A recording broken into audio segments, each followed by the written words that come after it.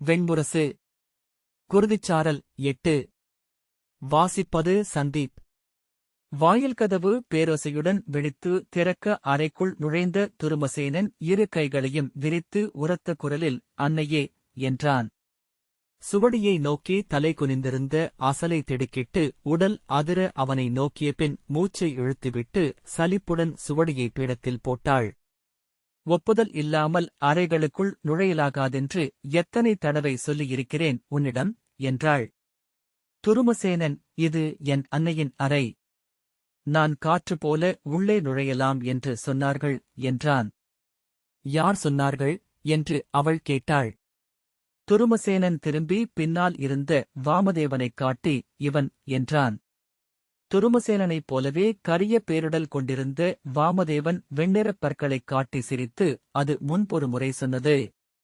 அப்போது நீங்கள் இப்படி தனியறையில் இல்லை, என்றான். நான் உன்னை மட்டும்தான் வரச் சொன்னேன், என்றாள் அசலை. ஆம், நான் மட்டும்தான் கிளம்பினேன். நான் மட்டும் செல்லும்போது இவனும் வருவதுண்டு. ஆகவே இவனும் வந்தான். அப்போது பிறரும் கூட வந்தனர், என்றான் துருமசேனன். அசலை திடுக்கிட்டு, பிறர் என்றால், என்றாள். துருமசேனன் திரும்பிப் பார்த்து, கர்கன், காவகன், சபரன், சம்புகன், சித்ரன் ஆகியோர் வந்திருக்கிறார்கள் என்றபின் எட்டிப் பார்த்து, படிகளில் உக்ரனும் சதுர்புஜனும் முக்தனும் ஏறிக்கொண்டிருக்கிறார்கள், என்றான். அசலை தலையில் தட்டிக்கொண்டு, ஒரு படையே வருகிறது போல, என்று சலிப்புடன் சொன்னாள். ஆம் அன்னையே, கூடத்தில் சாந்தனும் திரிகுணனும் பிரமதனும் கூர்மனும் சக்ரனும் திரிவக்ரனும் உக்ரபாகுவும் பேசிக் கொண்டிருக்கிறார்கள். அவர்களும் மேலே வந்துவிடுவார்கள், என்றான். இன்னும் ஒரு குழு முற்றத்தில் நிற்குமே, என்றாள் அசலை மெல்ல கையூன்றி எழுந்தபின். ஆம், எப்படி தெரியும், என்றான் வாமதேவன். தெரிந்து கொள்வதற்கென்ன, நீங்கள் எவருமே தனி உள்ளம் இல்லாதவர்கள். இவன் வருவதைக் கண்ணால் பார்த்து அத்தனை பேருமே உடன் வந்து கொண்டிருப்பார்கள். 1000 பேரும் அரண்மனைக்குள் பெருகி நிறைந்தால் கூட வியப்படைய மாட்டேன், என்றாள் அசலை. துருமசேனன், நீங்கள் எதற்காக என்னை பார்க்க வேண்டுமென்று சொன்னீர்கள்? தூதன் வந்து ஒன்றும் சொல்லவில்லை, என்றான். வெறுமனே பார்ப்பதற்காகத்தான். நேற்று மாலை உன்னை கனவில் கண்டேன். பார்த்து நெடுநாள் ஆகிறதே என்று உன்னை மட்டும் வரச் சொன்னேன். ஆனால் நீங்கள் இப்படித்தான் வர முடியுமென்று தெரிகிறது, என்றபின் சிரித்து, ஒரு வகையில் இப்படி உங்களைப் பார்ப்பதும் நன்றாகவே இருக்கிறது. 100 முறை பார்ப்பதை சேர்த்தே பார்ப்பது போல, என்றபின், வருக, என்றாள். அன்னையே, எனக்கு நீங்கள் சிறப்பான விருந்து எதையோ இங்கு ஒருக்கியிருப்பதாக இவன் சொன்னான், என்றான் துருமசேனன். விருந்து ஒருக்காமல் உங்களை அழைப்பேனா, என்று அசலை மகனின் கைகளைப் பற்றி தன் தோளில் வைத்துக் கொண்டாள். அதன் எடையால் அவள் முதுகு சற்று வளைந்தது. இத்தனை பெரிய உடலை தூக்கிக் கொண்டு எப்படித்தான் அலைகிறீர்களோ, என்றாள். வாமதேவன், மாறாக இவ்வளவு பெரிய உடலை எங்கள் உள்ளத்தால் நிறைக்க முடியவில்லை. ஏராளமான இடம் மிஞ்சியிருக்கிறது. ஆகவேதான் நாங்கள் நிலையெழுந்து கொண்டே இருக்கிறோம், என்றான். கதைப்பயிற்சி நடக்கிறதா, என்றாள் அசலை. பயிற்சி நடக்கிறதா என்றால் ஒவ்வொரு நாளும் நடக்கிறது. அது பயிற்சியா என்று கேட்டீர்கள் என்றால் அதை மூத்த தந்தைதான் சொல்ல வேண்டும், என்றான் வாமதேவன். அவர்கள் அறையை விட்டு வெளியே வந்தனர். பேரொலியுடன் ஒரு கூட்டம் படிகளில் ஏறி மேலே வந்தது. பார்த்து, மாளிகையை இடித்து தள்ளிவிடப் போகிறார்கள், என்றாள் அசலை. உக்ரன் இரு கைகளையும் விரித்து உரத்த குரலில், அன்னையே, என்றான். கத்தாதே. உத்தரமே இடிந்து தலையில் விழுவது போலிருக்கிறது, என்றாள் அசலை. அதற்குள் சாந்தன், அன்னையே, என்று இரு கைகளையும் தட்டி வெடியோசை எழுப்பினான். நீங்கள் ஒருவருக்கொருவர் மந்தனமாக எதையாவது சொல்லிக் கொள்வதுண்டா, என்றாள் அசலை செவிகளை மூடிக்கொண்டபடி. மந்தனமாகச் சொன்னால் அனைவருக்கும் தெரிந்துவிடுகிறது, என்றான் வாமதேவன். கும்பன் படிகளின் அருகே இருந்த தூணில் தொற்றி மேலேறி வந்து அவள் இரு கைகளையும் பற்றி, அன்னையே, என்று கூவினான். இன்னும் பல நாட்களுக்கு என் தலைக்குள் இந்த ஓசைதான் ஒலித்துக் கொண்டிருக்கப் போகிறது, என்றாள் அசலை. அவளுக்கு பின்னாலிருந்து நிகும்பன், அன்னையே, என்றான். திடுக்கிட்டு உடல் அதிர திரும்பிப் பார்த்து, மூடா, பின்னாலிருந்து கூச்சலிடாதே என்றாள். அன்னையே, நீங்கள் என்னை பார்க்க வேண்டுமென்று அழைத்தீர்களா என்றான் சம்புகன்.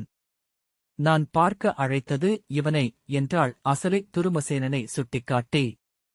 அதைத்தானே நான் சொன்னேன் என்றான் அவன். சரி, வாருங்கள் என்று அவள் அவர்களை அழைத்துச் சென்றாள். முன்னால் சென்ற ஒருவன் அங்கு பாதி திறந்திருந்த கதவை ஓங்கி உதைத்தான். பேரொலியுடன் அது கீழிலிருந்து உடைந்து அப்பால் மரத்தரையில் விழுந்து வெடியோசை எழுப்பியது. அனைத்து வாயில்களிலும் சாளரங்களிலும் சேடியரின் அஞ்சிய முகங்கள் தோன்றின. ஒருவன் ஓடிச் சென்று சாளரத்தில் தோன்றிய முதிய சேடியின் தலையைப் பற்றி இழுத்து வெளியே விட்டான். இவள் பெயர் மரீசி. இவளை எனக்குத் தெரியும். ஒருமுறை இவள் எனக்கு பன்றியோன் பரிமாறியிருக்கிறாள் என்றான். பன்றியோன், பன்றியோன் என்று குரல்கள் எழுந்தன. எல்லா ஊனும் ஒருங்கியிருக்கிறது. ஓசையிடாமல் வருக என்று அவன் தோள்களைத் தட்டி அசலை சொன்னாள். நாங்கள் அங்கே ஊனுணவு உண்டுவிட்டுத்தான் வருகிறோம். ஆனால் வரும் வழியிலேயே எங்களுக்குள் ஒரு சிறு பூசல். இவன் சொன்னான், 3 மாத யானை குழவியாகிய சந்தீபனை அவனால் தூக்க முடியும் என்று. தூக்கிப்பார் என்று அறை கூவினேன். இவன் அருகே சென்று அதை தூக்க முயன்றபோது அதன் அன்னை இவனை துதிக்கையால் அறைந்து தள்ளிவிட்டாள். ஆகவே நாங்கள் அனைவரும் சேர்த்து இவனை தூக்கி ஏரியில் போட்டோம். ஏரியிலிருந்து இவன் நீந்திக் கரையேறாமலிருக்கும் பொருட்டு பிறர் ஏரியில் குதித்தார்கள். அவர்கள் கரையேறாமல் இருக்க வேண்டுமென்று கரையிலிருந்த கற்களைத் தூக்கி நாங்கள் ஏரிக்குள் எறிந்தோம். அதன் பிறகுதான் பொழுதாகிவிட்டது என்று நினைவு வந்து இங்கே வந்தோம் என்றான் துருமசேனன். யாருடைய உடையம் நனைந்தது போல தெரியவில்லையே என்றாள் அசலை. நாங்கள் வரும் வழியில் புரவி வீரர்கள் சென்றார்கள். புரவியை துரத்திப் பிடிக்க முடியுமா என்று மார்க்கன் கேட்டான். புரவியிலிருந்து வீரனைத் தூக்கி அப்பால் வீசிவிட்டு அந்த புரவியை சவுக்கால் அடித்து துரத்தினோம். அதை துரத்தியபடி வடக்கு வாயிலினூடாக புராண கங்கைக்குள் நுழைந்து காந்தார குடியிருப்புகளினூடாக சுற்றி இங்கே வந்தோம். அதற்குள் உடைகள் காய்ந்துவிட்டன என்றான் சாந்தன். துருமசேனன், அன்னையே, உணவைப் பற்றி பேசத் தொடங்கியதுமே பசித்தது. இவ்வளவு தூரம் வருவதற்குள் பசி மிகுந்து கொண்டே செல்கிறது என்றான். மிக அப்பால் வந்து பணிந்து நின்ற அடுமனை சேடியிடம் உணவு ஒருங்கிவிட்டதா என்று அசலை கேட்டாள். ஆம், அரசி என்று அவள் சொன்னாள். வாருங்கள், நான் உணவு அளிக்கிறேன் என்று அசலை அவர்களை அழைத்துச் சென்றாள். நீங்கள் மெதுவாக எண்ணி எண்ணி வைக்கிறீர்கள். எங்கள் உணவை நாங்களே அள்ளி எடுத்து உண்டால்தான் நிறையும் என்றான் துருமசேனன். இன்றொரு நாள் ஓர் அகப்பை உணவை மட்டும் நானே வைக்கிறேன். அதன் பிறகு நீங்களே உண்ணுங்கள் என்றாள் அசலை. அகத்தளத்திற்குள் பெண்கள் உணவுண்ணும் கூடம் இருந்தது. அதில் மணை பரப்பி ஏற்கனவே தொடுகறிகளை இலைகளில் பரிமாறியிருந்தனர். ஊன் உணவும் அப்பங்களும் கிழங்குகளும் கனிகளும் அருகே பெரிய கூடைகளில் நிரப்பி வைக்கப்பட்டிருந்தன. உணவை பார்த்ததும் கூச்சலிட்டபடி அவர்கள் ஒருவரை ஒருவர் உந்தி, ஒருவர் மேல் ஒருவர் தாவி, உள்ளே நுழைந்து மனைகளில் அமர்ந்தனர். பன்றியோன், பன்றியோன் என்று உதரன் கூவினான். சாந்தன் பாய்ந்தெழுந்து ஒரு பன்றித் தொடையை 2 கைகளாலும் தூக்கிக் கொண்டு சென்று தன்னிடத்தில் அமர்ந்து புலி போல வாயால் கடித்து உண்ணத் தொடங்கினான். சில கணங்களிலேயே கூடம் மெல்லும் ஒலியால் நிறைந்தது. துருமசேனனை கைப்பற்றி அழைத்துச் சென்று மனையில் அமர வைத்த அசலை, இரு, நான் பரிமாறுகிறேன் உனக்கு என்றாள். அதற்குள் இவர்கள் தின்று முடித்துவிடுவார்கள் என்றான் துருமசேனன்.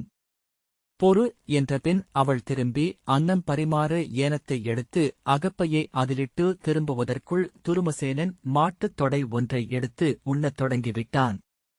கையில் அன்னத்துடன் அவள் அவனை பார்த்து சலிப்புடன் தலையசைத்தாள். அவன் விழிதூக்கி, இங்கு உணவு இன்னும் சுவையாக இருக்கிறது அன்னையே என்றான். அவள் சிரித்து, உண்ணுக என்று சொல்லி அவன் தலையைத் தொட்டு வருடினாள். மைந்தனை நினைக்கும்போது அவனை சிறுமுகவாக கையிலேந்தி முலையூட்டிய நினைவுகளும் அவன் வந்து புன்னகைத்த கனவுகளும் கூடி எப்போதும் அவளை உளம் நெகிழச் செய்வதுண்டு. அவள் அந்நினைவுகளை தன்னைச் சூழ பரப்பி அதில் வாழ்ந்தாள். தன்னறையில் அவனுடைய இளமைக்கால ஆடைகளை வைத்திருந்தாள். அறைக்குள் அவற்றை வெவ்வேறு இடங்களில் பொருத்தி வைத்து ஒவ்வொரு நாளும் அவனை ஒவ்வொரு அகவையில் உளம் பார்த்துக் கொண்டிருந்தாள். அவனைக் குறித்த தன் எண்ணங்களை ஒவ்வொரு நாளும் ஓலையில் எழுதி பேழையில் சேர்த்து வைப்பாள். பின்புலரியில் அவன் எப்போதும் அவள் கனவில் வந்தான். அவனுக்கு வெவ்வேறு மனங்கள் இருந்தன. கைக்குழந்தையாக இருக்கையில் அவன் வாயிலெழுந்த சற்றே புளித்த முலைப்பாலின் மணம். ஓடி விளையாடுகையில் உலர்ந்த வியர்வையின் மணம். அவன் தலையிலெழும் எண்ணெயும் தாழம்பூவும் கலந்த நெடி. வளரும்போது அவன் உடல் மணம் மாறத் தொடங்கியது. உப்பு கலந்த மண் மணம், கசங்கிய தழை மணம், பின்னர் குருதியின் கிளர்ச்சியூட்டும் மணம். ஆண்புறவிகளிலும் களிறுகளிலும் அந்த மணத்தை அவள் அறிந்திருந்தாள். அன்று காலை எந்த மணத்தில் அவன் தன் கனவில் தோன்றுவான் என்பதை முந்தைய நாளிரவில் படபடப்புடன் எண்ணிக்கொள்வாள். அவள் எண்ணியதை கடந்து முற்றிலும் புதிய தோற்றத்திலேயே அவன் எப்போதும் இருந்தான். கனவுகளில் கௌரவ நூற்றுவரின் முகமும் அவனுக்கு இருந்தது. நூற்றுவரில் முதல்வனாகவும் அவனே இருந்தான். ஒருமுறை மட்டும் இளைய யாதவனின் சிற்றுடலில் அவன் முகம் புன்னகையுடன் திகழ்ந்தது. எழுந்தமர்ந்து படபடப்புடன் அக்கனவை நினைவிற்கு மீட்டுக் கொள்ள முயன்றாள். தொடத்தொட கலையும் ஒன்றை பெயர்த்தெடுத்து பதிப்பதன் பதற்றமும் கைசலிப்பும் உளச்சலிப்பும் கடந்து பின்னர் எழுந்து நீராடச் செல்கையில் தன் இதழ்களில் ஒரு புன்னகையைக் கொண்டிருந்தாள். அவளால் எங்கும் அவன் காலடி ஓசையை தனித்துக் கேட்க முடியும். அவர்கள் அனைவருமே இல்லம் இடிபடும் ஓசையில் நடப்பவர்கள். இரு கைகளையும் ஓங்கி அறைந்து கொண்டு கூச்சலிட்டு பேசுபவர்கள். கையருகே எட்டும் ஒவ்வொன்றையுமே ஓங்கி அறைபவர்கள். அவர்களை ஒருவரிலிருந்து பிறிதொருவர் என்று பிரித்தறியவே இயலாதென்று ஆஸ்தினபுரியில் அனைவரும் கூறினர். ஆனால் அவள் அவனை மட்டும் அறிந்திருந்தாள். ஒவ்வொரு எண்ணமும் மிக இயல்பாக அவனையே சென்றடைந்தது. அடுமனை வாயிலுக்குச் சென்று உள்ளிருந்து எழும் உணவு மணத்தை முகர்ந்தபடி நிற்கையில் அவனை மிக அண்மையாக உணர முடிந்தது அவளால். சூதர்கள் புறவிகளை உருமிவிடுகையில் பளபளத்து எழுந்தமையும் இறுகிய பெருந்தசைகளை சாளரத்தினூடாக நோக்கி நிற்பாள். அவன் தோள்களும் முதுகும் நெஞ்சும் என அவை ஒரு காட்டும். இறுக்கமே அசைவென்றான அவற்றின் மிடுக்கு. பரு வடிவ ஆற்றலுக்கு மட்டுமே உரிய மிதப்பு. இங்கு நான் இக்கணம் என்னும் தன்னில் நிறைவு. ஆனால் ஒவ்வொரு முறையும் அவனை நேரில் பார்க்கையில் ஏமாற்றத்தால் அவளுக்குள் விரிந்த அனைத்தும் சுருங்கி உள்மடங்கும். முற்றிலும் பிறிதொருவனாக அவன் வந்து அவள் முன் நிற்பான். பல மாதங்களுக்கு ஒரு முறைதான் அவள் அவனை நேரில் பார்த்தாள். ஒவ்வொரு முறையும் அவன் உருமாறிக்கொண்டே இருந்தான். தோள்கள் அகன்று தடித்தன. நெஞ்சிலும் கைகளிலும் மயிர் அரும்பியது. மேலுதடுக்கு மேல் மென்மயிர் முளைத்து அடர்ந்து பெரிய மீசை என்றாகியது. தாடையில் கரிய வலை என தாடி வளர்ந்தது. அவன் குழல் சுருளற்ற தடித்த கருமயிர்க்கற்றைகளால் ஆனது. நீண்ட சரங்களாக அவன் தோளில் தொங்கியது. அவன் குரல் ஒவ்வொரு முறையும் பிரிதொன்றாகியது. அவன் கண்கள் மட்டுமே மாறாதிருந்தன. ஆனால் அவற்றை எதிர்கொள்ள அவளால் முடியவில்லை. அன்னையே என்ற பெருங்குரலுடன் அவன் வந்து நிற்கும்போது ஏன் அவனை அழைத்தோம் என்றே அவள் எண்ணுவாள். அவனை முடிந்த விரைவில் திருப்பி அனுப்பிவிட வேண்டுமென்று தோன்றும். அத்தருணத்தை கடக்க வேண்டுமெனில் பொருளற்ற எதையேனும் பேச வேண்டும். அதை அவனை உருவாக்குவான். மிகப் பெரும்பாலும் அவன் உணவுண்ணும் பொருட்டே அங்கு வந்தான். அவன் உள்ளத்தில் அன்னை உணவின் வடிவில் அமைந்திருந்தாள். அவளும் உணவைப் பற்றிய பேச்சுகளினூடாக அவனிலிருந்து தன்னை முழுமையாக விலக்கிக் கொண்டாள். உணவுண்ணும்போது அவன் அவளிடமிருந்து முழுமையாக விலகிச் செல்வான். அப்போதுதான் இயல்பாக அவனை பார்க்கத் தொடங்குவாள். மெல்ல மெல்ல விழிக்குப் பழகி அன்றைய புத்துருவுடன் தன் முன் வந்து நின்றிருக்கும் அவனை தன்னவன் என்று தன்னுள்ளத்திலிருந்து தயங்கும் பெண்ணுக்கு உணர்த்துவாள். மிகத் தயங்கி 100 முறை பின்வாங்கி அவள் எழுந்து வந்து மைந்தனை அறியும் கணம் ஒன்று உண்டு. எப்போதும் அது ஒரு தொடுகை. நோக்கில் முற்றிலும் அயலவனாகத் தெரியும் அவன் தொட்டதுமே தன் மைந்தனாக ஆவதன் விந்தையை அவள் மீண்டும் மீண்டும் உணர்ந்தாள். இயல்பாக தோளையும் கையையும் தொடும்போது கண் ஒன்று சொல்ல உள்ளம் பிறிதொன்று சொல்லும் அலைக்கழிவையே உவகை எனக் கண்டு அமர்ந்திருப்பாள். தலைக்கு மேல் ஓங்கி பெருந்தோள்களும் எடைமிக்க கைகளுமாக நிற்பவன் முதிரா தசை கொண்ட குழவி என தொடுகைக்கு தென்படுவான். புளித்த முலைப்பாலின் மணமும் பொடிவியர்வை மணமும் மூக்கினுள் எழுவதென தோன்றும். அவள் அப்போது அவனை பெயர் சொல்லி அழைக்க விரும்புவாள். துருமசேனன் என்ற பெயர் அவள் நாவறியாதது. அது அவன் முதுதந்தை மடியிலமர்த்தி நிமித்திகர் வகுத்தளிக்க அவனுக்கிட்ட பெயர். அவளிட்ட பெயர் கிருஷ்ணன். அவனை அவள் அவ்வாறு ஒருமுறை கூட அழைத்ததில்லை. எப்போதும் மைந்தா என்றே அழைத்தாள். மைந்தன் என்றே சொன்னாள். அவள் இயல்பாக கை நீட்டி அவன் முழங்காலை தொட்டாள். பன்றி நெஞ்சை பற்களால் நொறுக்கி ஊனை இழுத்து மென்று தின்று கொண்டிருந்த அவன் திரும்பி அவளைப் பார்த்து புன்னகைத்தான். அத்தருணத்தில் அனைத்தும் விலகி மீண்டும் கருவறையிலிருந்து குருதி மணத்துடன் வெளிவந்தான். கண்ணீர் மல்குமளவுக்கு அவள் உளநிகழ்வை அடைந்தாள். இதழ்களை அழுத்தியபடி தலை குனிந்து பெருமூச்சு விட்டாள். ஏறியிறங்கும் நெஞ்சை கைகளால் அழுத்தியபடி மூச்சை இழுத்துவிட்டு மெல்ல தன்னை நிலைப்படுத்திக் கொண்டாள். பின்னர் புன்னகையுடன், தந்தையே பார்த்தாயா என்றாள். உண்பதை நிறுத்தி துருமசேனன், அவர்களை நான் பார்த்தே நெடுநாட்களாகின்றன என்றான். அவனருகே இருந்த வாமதேவன், எங்களை பார்த்ததுமே சினம் கொள்கிறார்கள். சென்ற முறை தந்தை துர்மதர் என்னை ஓங்கி அறைந்தார் என்றான். நீ என்ன செய்தாய் என்று அசலே கேட்டாள். நான் காலையுணவுக்காக ஒரு கன்றுக்குட்டியை தூக்கிச் சென்று கொண்டிருந்தேன். அசலை புருவத்தை சுளித்து, கன்றுக்குட்டியா என்றாள். அது பசுக்கன்று என்று நான் பார்க்கவில்லை என்று வாமதேவன் சொன்னான். ஏனென்றால் அதை கவிழ்த்தால்தான் பார்க்க முடியும் என்றான் சாந்தன். துருமசேனன், சிம்மமும் புலியும் பசுவா காளையா என்று பார்த்தா வேட்டையாடுகின்றன? தந்தையருக்கு எதுவுமே புரிவதில்லை என்றான். ஆம், உண்க என்று அவன் தோளை தட்டினாள் அசலை. பின்னர் கைகளால் மெல்ல அவன் முழங்கால் தசைகளை வருடத் தொடங்கினாள். முழங்கால் முடி யானைமயிர் என தடித்து கம்பிச்சுருளாக கையில் தட்டப்பட்டது. இறுகிய கெண்டைக்கால் தசையை வருடி உள்ளங்காலை அடைந்தாள். ஒவ்வொரு விரலும் அடிமரத்து வேர்கள் போல மண் சிரிந்து விரிந்திருந்தன. தன் மெலிந்த வியர்வை கொண்ட கைகளால் அவள் ஒவ்வொரு விரலாக தொட்டி இழுத்தாள். பெரிய நகங்களின் மேல் விரலோட்டினாள். விரலிடுக்குகளில் விரல் செலுத்தி அழுத்தினாள். அவன் காலை வருடிக்கொண்டே தலை குனிந்து அமர்ந்திருந்தாள்.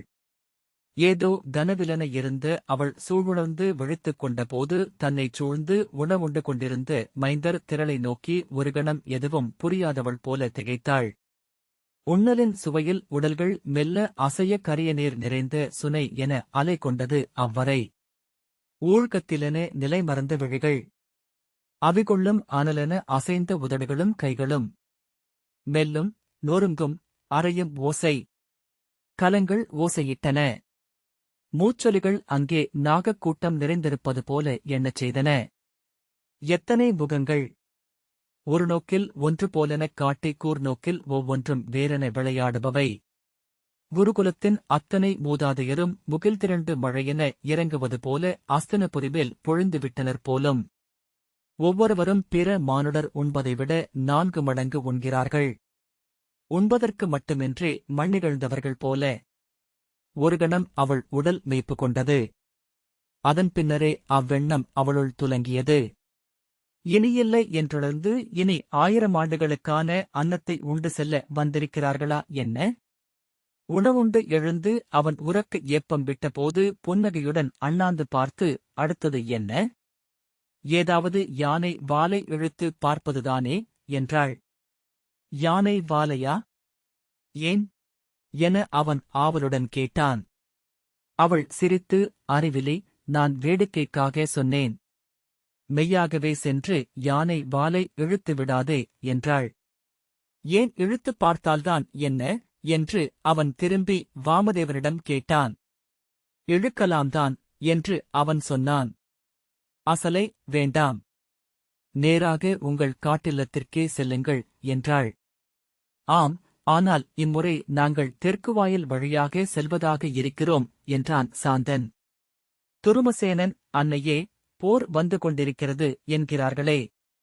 மெய்யாகவா என்றான். எவர் சொன்னது என்றாள். மூத்தவர் சொன்னார். ஆகவே நாங்களெல்லாம் முறையாக கதை பயில வேண்டும் என்றார். அசலை, போர் வராது என்றாள்.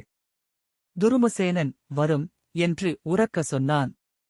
அதில் நாங்களெல்லாம் இறந்து போவோம். அசலை நெஞ்சு உறைய சில கணங்கள் நின்று பின் கடந்து, என்ன சொல்கிறாய் அறிவிலி என்றாள். நிமித்திகர் பார்த்துவிட்டார்கள். எங்களிடம் செவிலி காந்திமதி வந்து சொன்னாள் என்றான் துருமசேனன். நான் போரில் இறப்பதற்கு முன் 100 பேரைக் கொல்வேன். அசலை, அதெல்லாம் வெறும் செய்திகள். போர் நிகழப்போவதில்லை என்றாள். அன்னையே, நாங்களெல்லாம் இறந்துவிட்டால் இந்த அடுமனையாளர்கள் குறைவாகத்தான் சமைக்க வேண்டும் இல்லையா என்றான் கும்பன். தந்தையர் இருப்பார்களே, அவர்கள் நிறைய உண்பார்கள் என்றான் சாந்தன். தந்தையரும் இறப்பார்கள் என்றுதானே நிமித்திகர் சொன்னார்கள். செவிலி சொல்வதை நீ கேட்டாய் அல்லவா என்றான் உக்ரன். அசலை, அதெல்லாமே பொய். நீங்கள் வாழ்வீர்கள். சென்று விளையாடுங்கள் என்றாள். சென்று வருகிறோம் அன்னையே என்று துருமசேனன் அவள் காலைத் தொட்டு தலை வைத்தான். சென்று வருகிறோம் அன்னையே என்று ஒவ்வொருவராக அவளை வணங்கினர். அது நெடுநேரமாக அலைகளைப் போல நிகழ்ந்து கொண்டே இருப்பதாக அவளுக்குத் தோன்றியது. கூச்சலிட்டபடி அவர்கள் படியிறங்கி முற்றத்தில் பரவினர். அவர்களைக் கண்டதும் ஏவலர்களும் காவல் வீரர்களும் பதறி பல திசைகளிலாக பதுங்கிக் கொண்டனர். அவள் வாயில் வரை வந்து அவர்களை புன்னகையுடன் நோக்கி நின்றாள். பின்னர் பெருமூச்சுடன் எண்ணிக்கொண்டாள். அம்முறையும் அவள் அவனை அவளுக்கு உகந்த பெயர் சொல்லி அழைக்கவில்லை. இந்த வாசிப்பை கேட்டதற்கு நன்றி.